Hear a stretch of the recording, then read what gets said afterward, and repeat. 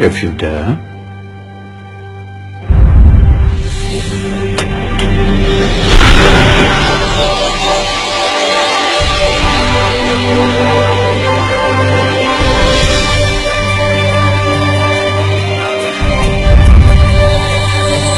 What's going on? Welcome to the Dark Ages, or as it should be known, the Golden Ages. Who are you? I am Al-Jazari, engineer and ingenious inventor. I thought you said this was the Dark Ages. It doesn't look very dark. That's because it's all a matter of perspective, my soon-to-be illuminated friend. Of course there are parts of the world that weren't dark at all, but in a civilization that stretched from Spain to China, the golden rays of discovery and invention shone over everything. What civilization? The Muslim civilization, my young friend.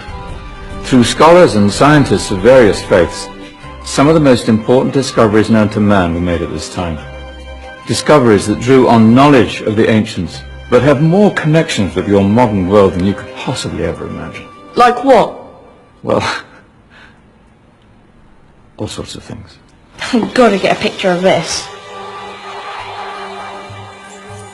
I knew it was a good idea. Who are you? Allow me to introduce Ibn al-Haytham, a great scientist whose ideas led to the invention of the camera. You invented the camera? I laid the foundations for modern cameras by explaining how our eyes work. I found a way of projecting an image onto another surface through a small hole in a dark room, later called camera obscura. Think of all the things that evolved from this discovery. Cameras, cinema, all share the same principle. Cool.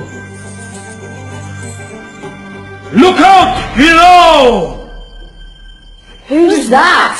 That's my good friend, Abbas ibn Farnas, who gazed up to the heavens, passionate in his belief that man could fly.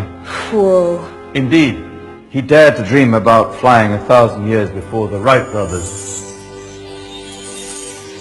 Do you know you all take your jet-setting holidays for granted, so it only seems fair to remember Abbas ibn Farnas. Stand by! I'm ready for takeoff!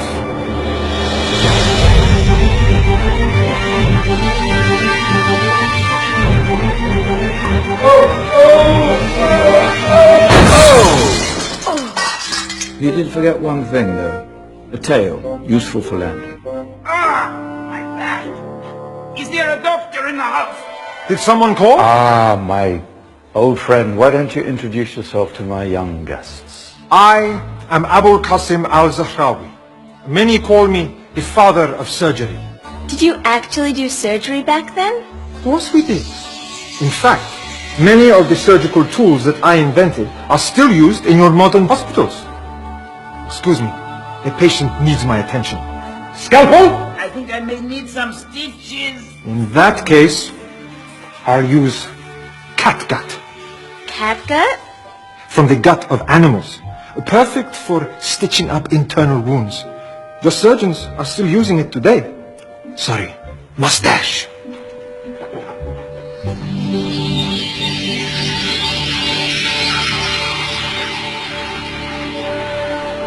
Who's she?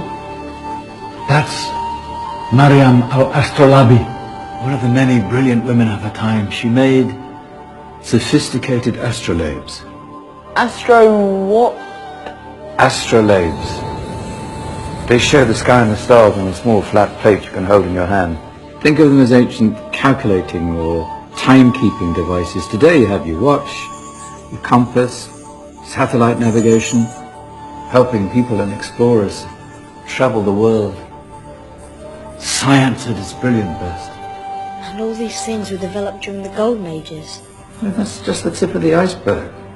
There were thousands of other inventions covering all areas of life, and in the years that followed, their influence spread across the whole of medieval Europe. So you see, it wasn't so dark after all. What about you? Me? What did you invent?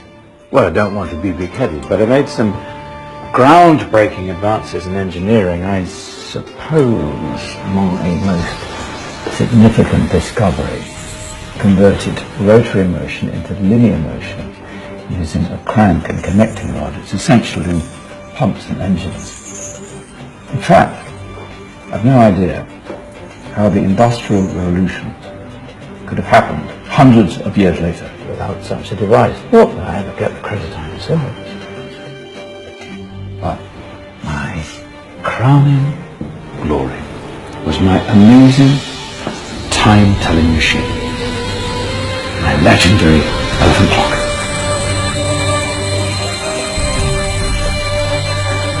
It's a clock. Yes.